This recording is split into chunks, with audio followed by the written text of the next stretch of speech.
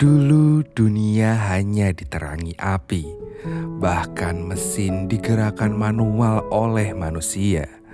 Untung saja George Westinghouse muncul dengan berbagai penemuannya yang diawali dari rem udara kereta api.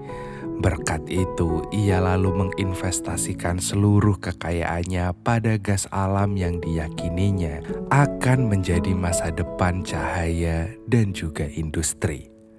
Sayangnya, belum juga mimpinya terwujud. Muncul penemu baru bernama Thomas Alva Edison yang berhasil menemukan energi alternatif yang disebut listrik.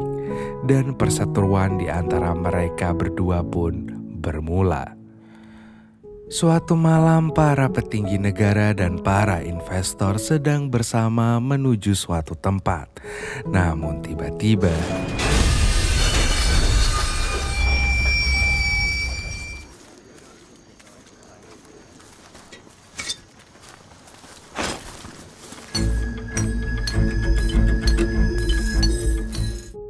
dialah Thomas Alva Edison.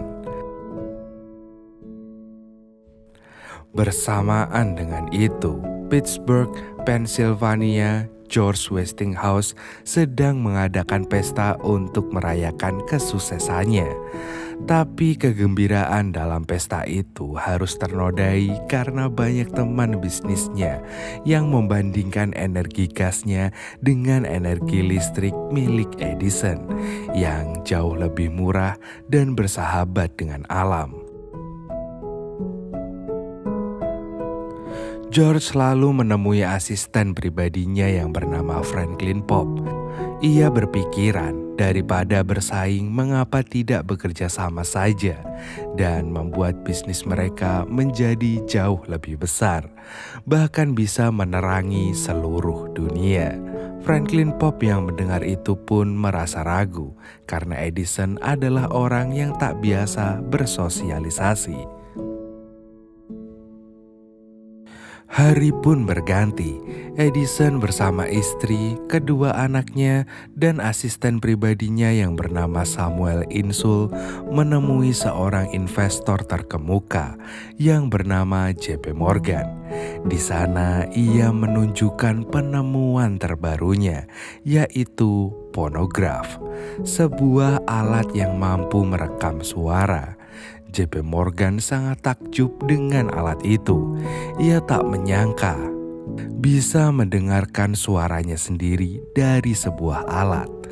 Edison lalu menunjukkan karyanya yang lain di mana ia berencana memproduksi cahaya dalam bola atau yang kita kenal dengan nama lampu Bolham agar bisa menerangi seisi kota.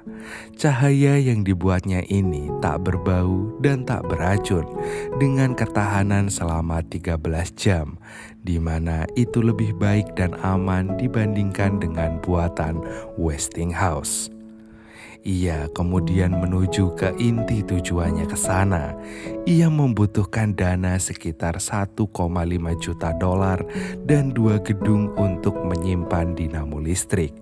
Sayangnya, J.P. Morgan sama sekali tak tertarik. Ia lebih tertarik pada pembuatan senjata canggih. Padahal selama ini Edison tak mau menciptakan apapun alat yang dapat membunuh manusia. Mau gak mau, ia pun harus pulang tanpa hasil. Sementara itu, Westinghouse, istri, dan Franklin Pop telah menunggu kedatangan Edison dengan penuh rasa bahagia. Namun ternyata I doubt that. Yang ditakutkan Franklin Pop benar-benar terjadi. Entah apa yang membuat Edison gak mau datang menemuinya. Ia pun harus membubarkan puluhan pembantunya yang telah bekerja seharian penuh demi memberikan yang terbaik untuk penyambutan itu. Beberapa hari kemudian saat Edison dan istrinya sedang bermain dengan fonografnya, tiba-tiba J.P. Morgan menghubunginya. Gak disangkanya J.P. Morgan sepakat untuk menjadi investor proyek yang direncanakan Edison.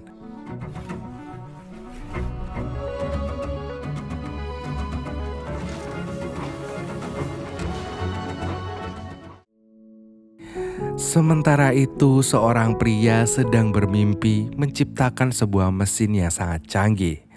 Dan saat ia terbangun, ia pun langsung menuliskan mimpinya itu dalam sebuah buku catatan kecil. Dia adalah Nikola Tesla, seorang imigran yang berniat datang ke Amerika untuk mengadu nasibnya. New York 4 September 1882, hampir seluruh warga berkumpul. Tesla pun juga ada di sana. Malam itu Edison hendak menciptakan sejarah di kota itu, di mana untuk pertama kalinya malam mereka akan bercahaya.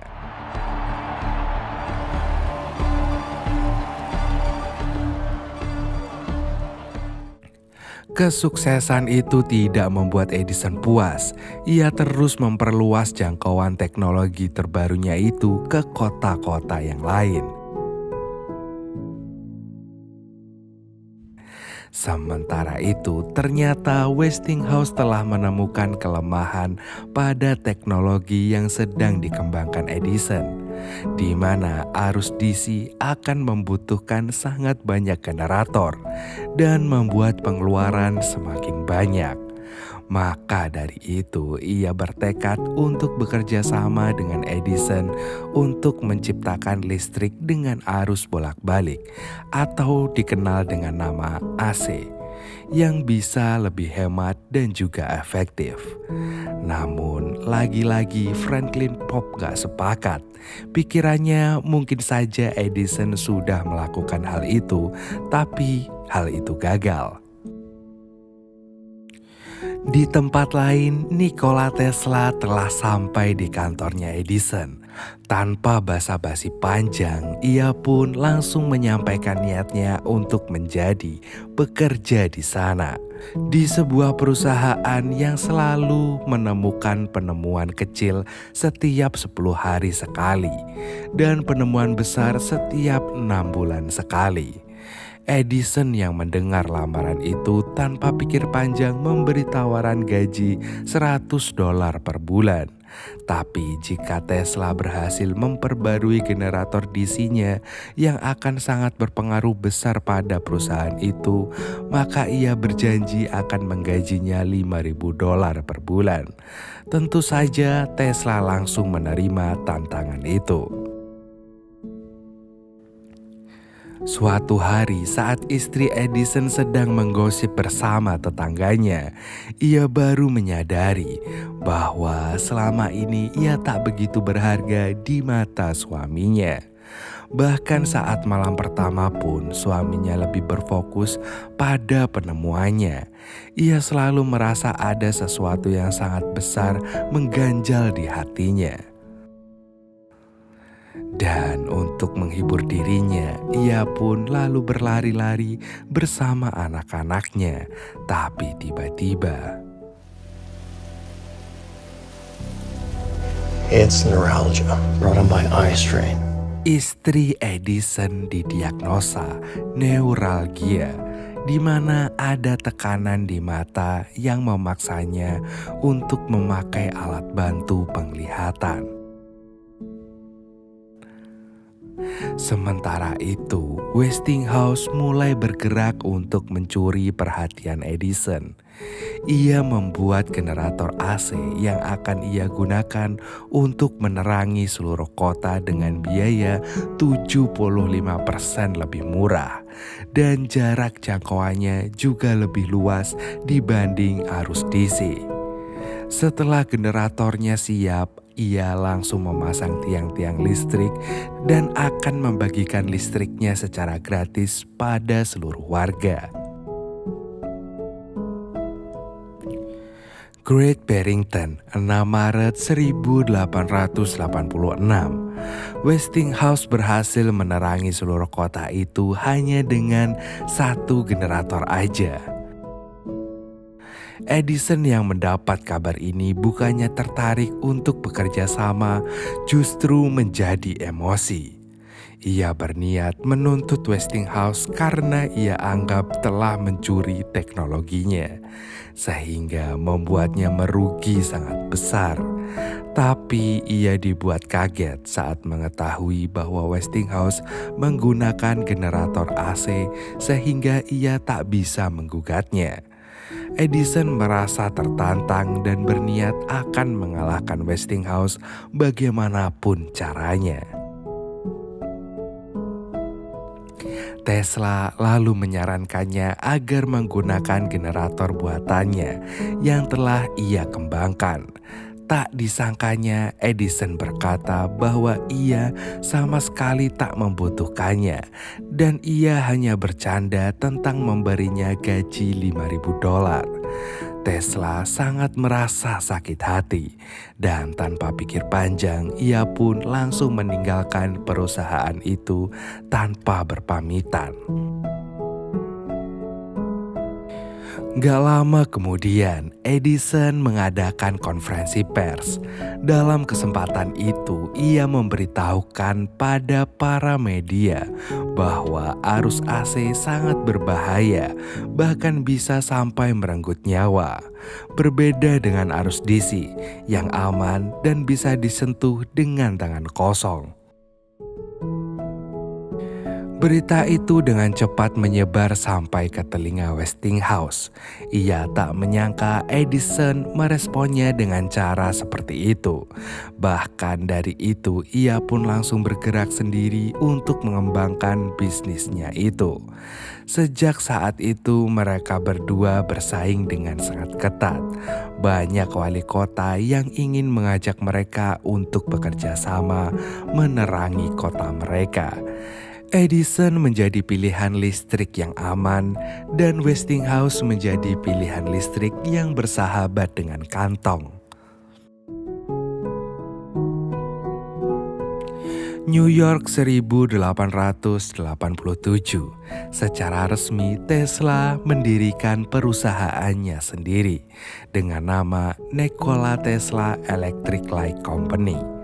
Dengan perusahaan itu, ia berharap bisa mengalahkan Edison yang telah mempermainkannya hingga membuatnya sangat sakit hati.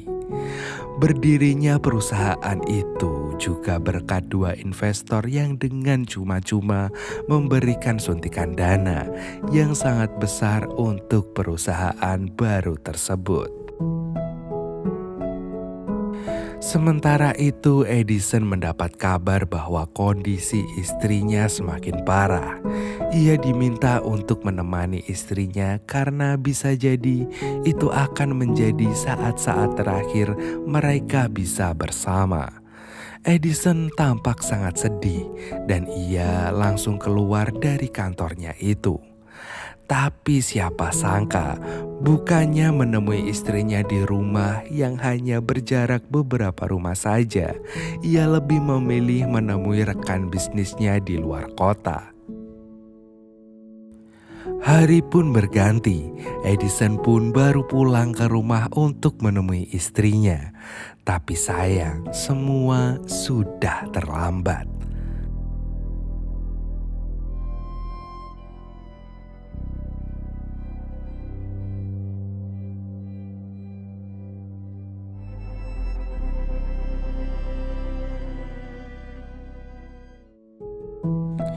Edison sangat frustasi dan merasa sangat bersalah. Bermalam-malam ia hanya menghabiskan waktunya mendengar rekaman suara istrinya yang tak mungkin bisa ia temui lagi.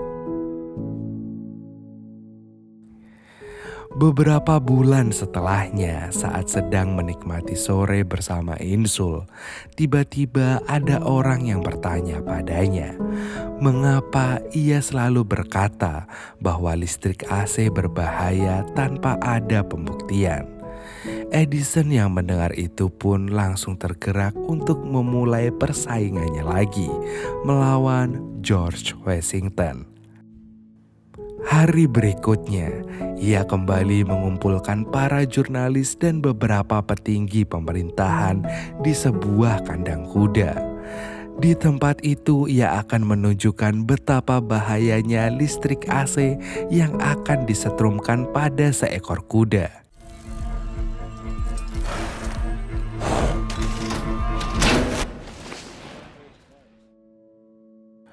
Gubernur New York yang datang ke sana tertarik bekerja sama dengan menggunakan metode itu untuk menjadi hukuman mati para narapidana yang lebih manusiawi.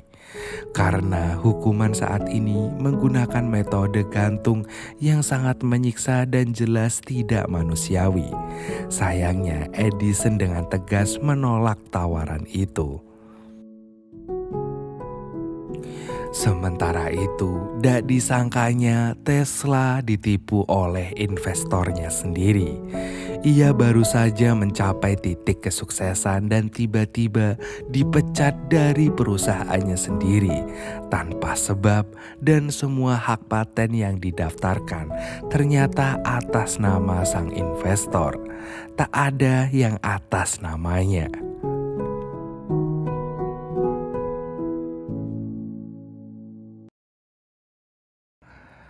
Metode yang digunakan oleh Edison ternyata tak begitu berhasil. Ia masih kalah saing. Insul pun menganjurkan padanya untuk mengembangkan sayap bisnis saja, yaitu memperkenalkan pornografnya ke publik yang lebih luas. Awalnya sedikit ragu, tapi karena gak ada pilihan lain, ia pun mengambil langkah itu. Acara peluncuran produk pun berlangsung dan gak disangkanya produk itu sangat diminati berbagai kalangan. Mereka memanfaatkannya untuk berbagai kepentingan, mulai dari merekam suara untuk dokumentasi kebudayaan hingga merekam suara kekasih tercinta untuk menemani tidur. Sementara itu, Westinghouse yang sedang berada di puncak kejayaannya sedang bersama Franklin Pop untuk mengajarkan dinamo motor listrik terbarunya. Karena ada kepentingan lain, ia pun meninggalkan Franklin sendirian. Tapi sialnya, tanpa sengaja, kabel yang akan dipasangnya terbalik sehingga terjadilah konsleting listrik yang amat besar, sehingga membuat Franklin tewas seketika. Edison yang mendapat kabar ini gak menyia-nyiakan kesempatannya. Ia langsung memanggil para wartawan dan menyebarkan berita buruk itu agar semakin meluas. Akibat hal tersebut, Westinghouse mulai mengalami penurunan yang sangat drastis. Banyak kota yang sudah memasang AC memilih beralih ke DC. Tapi untungnya kesialan itu tak berlangsung lama. Tiba-tiba JP Morgan menghubunginya untuk mengajak bekerja sama. Bahkan kerjasama itu tidak main-main, di mana JP Morgan berencana melakukan merger dengan perusahaan Westinghouse. Westinghouse yang sudah punya kekuatan lagi tanpa basa-basi langsung memanggil para wartawan. Ia mengungkapkan bahwa Edison selama ini hanya ketakutan namanya meredup. Bahkan ia sampai menuliskan namanya di semua produk. Tapi ia tak pernah memikirkan inovasi yang lebih menguntungkan masyarakat seperti yang telah dibuatnya. Tentu saja Edison tidak tinggal diam. Ia kemudian diam-diam memutuskan bekerja sama dengan Gubernur New York untuk membuat kursi listrik bertegangan AC yang akan digunakan untuk mengeksekusi para narapidana. Tujuannya adalah agar orang-orang mengira itu buatan Westinghouse dan akan menganggapnya sebagai pembunuh. Hari-hari terus berlalu, gubernur menyusun kursi itu sendiri sesuai dengan catatan yang diberikan oleh Edison setiap harinya, hingga terciptalah kursi listrik pertama di dunia. Bahkan dalam peluncuran kursi itu dituliskan dengan jelas listrik itu dibuat dengan mesinnya Westinghouse.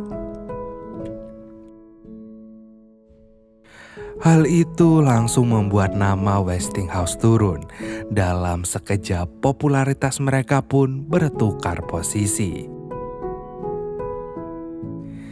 Hingga suatu hari di suatu siang, saat Edison sedang menikmati hari-hari indahnya bersama anak-anaknya, tiba-tiba Westinghouse menelponnya. Gak disangkanya, Westinghouse berhasil menemukan surat Edison yang dikirim ke gubernur untuk membuat kursi listrik itu. Kini semua orang telah tahu bagaimana siasat-siasat licik Edison sehingga orang-orang mulai tak menyukainya. Edison telah melihat awal kehancurannya, di mana warna merah pada lampu yang ia simbolkan sebagai Westinghouse telah menerangi hampir seluruh daerah. Di tempat lain, Nikola Tesla mencoba peruntungannya kembali dengan mempresentasikan ide-idenya untuk membangun PLTA pertama di dunia yang akan digunakan di air terjun Niagara. Westinghouse yang mengetahui itu tanpa pikir panjang langsung menghampiri Tesla di penginapannya. Dan tanpa basa-basi, ia pun langsung diajak bekerja sama. Nikola Tesla tampak sedikit ragu karena ia takut dibuat sakit hati lagi seperti sebelumnya. Ia kemudian memberanikan diri untuk mengajukan harga pada idenya itu sebesar $5.000. Westinghouse hanya terdiam. Ia kebingungan dengan menurunkannya lagi ke harga $1.000. Mendengar itu, Westinghouse tertawa dan berkata akan membeli ide Tesla dengan harga jutaan dolar dan memberikan penghasilan atas paten itu seluruhnya kepadanya. 5,000. 1,000. Yeah. I'm no genius myself, but that should be millions. Belum sempat berbahagia, tiba-tiba pemilik kontrakan datang dan hendak mengusir Tesla. Karena Tesla belum membayar, Westinghouse pun langsung membayarkannya sampai beberapa tahun ke depan. Pada tahun 1892, Edison akhirnya benar-benar di ujung karirnya. Ia dipecat dari perusahaannya sendiri oleh J.P. Morgan. Ia yang tak bisa membantah sedikit pun lalu menyampaikan permintaan terakhirnya. Ia berharap nama Edison tetap digunakan pada perusahaan itu. J.P. Morgan pun menyanggupinya dan perusahaan itu berubah nama menjadi Edison General Electric. Meski ia dipecat, tapi ia tak bisa meninggalkan perusahaannya begitu saja. Ia pun membimbing Insul yang terpilih menjadi wakil direktur di perusahaan itu yang akan menemui anggota komite untuk mempresentasikan kelebihan dari generator arus DC.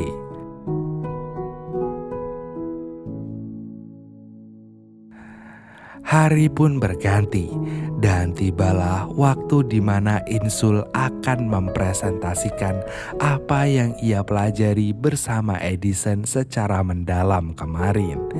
Dengan jelas dan lugas ia menyampaikan seluruh ide cemerlangnya dan memberikan sampelnya secara langsung pada anggota komite. Selain itu, ia pun juga mempertegas bahwa arus AC milik Westinghouse sangat berbahaya agar mereka memilih produknya saja. Setelah Insul selesai, kini giliran Westinghouse yang masuk. Sesampainya di dalam, ia tak banyak bicara. Ia hanya memberikan kertas berisi rancangan anggarannya.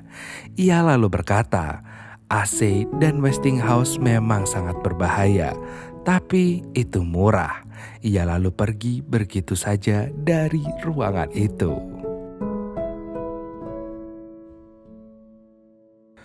Para komite lalu mengadakan rapat hingga malam hari Dan akhirnya Westinghouse yang terpilih menjadi pemenangnya.